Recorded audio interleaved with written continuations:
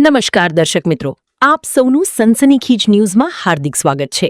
નજર કરીએ આજના સમાચાર ઉપર.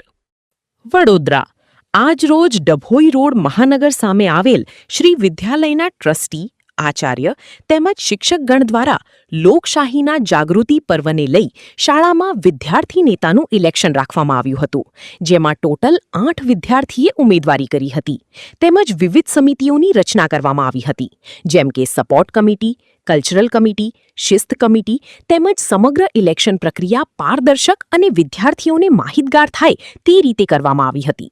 સાથે સાથે દેશનો ચોથો સ્તંભ ગણાતું સમાચાર જગત અને તેનાથી જોડાયેલા પત્રકાર મિત્રોનું સન્માનનો કાર્યક્રમ પણ રાખવામાં આવ્યો હતો.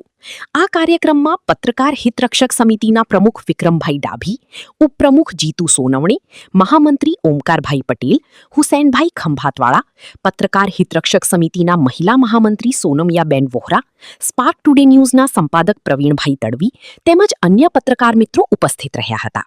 તેમજ કાર્યક્રમના અંતે પત્રકાર હિતરક્ષક સમિતિના પ્રમુખ વિક્રમભાઈ ડાભી તેમજ પ્રેઝન્ટ ડીના તંત્રી હુસૈનભાઈ ખંભાતવાળા દ્વારા વિદ્યાર્થી મિત્રોને સંબોધવામાં આવ્યા હતા અને સાથે સાથે શાળા પરિવારનો આભાર માનવામાં આવ્યો હતો. નમસ્કાર.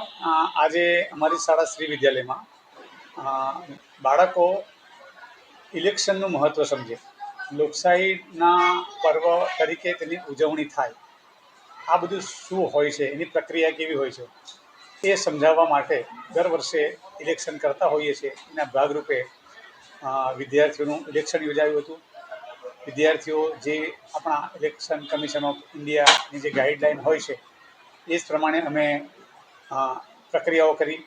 એક અઠવાડિયું પ્રક્રિયાઓ પૂર્ણ કરતાં લાગ્યું અને આજે head boy, head girl, assistant head boy, assistant head ગર્લની ઇલેક્શન સાથે સાથે અમે અલગ અલગ પ્રકારની કમિટીઓનું જે દર વર્ષે નિર્માણ કરતા હોઈએ છીએ, sports committee, discipline committee, library committee, cultural પ્રોગ્રામ્સની કમિટી, તો આ કમિટીનું નિર્માણ કર્યું અને વિદ્યાર્થીઓ ખૂબ સરસ મજાના આ પર્વમાં ભાગ લીધો અને સંપૂર્ણ ચૂંટણી પ્રક્રિયાઓ સમજી અને વોટિંગ કર્યું.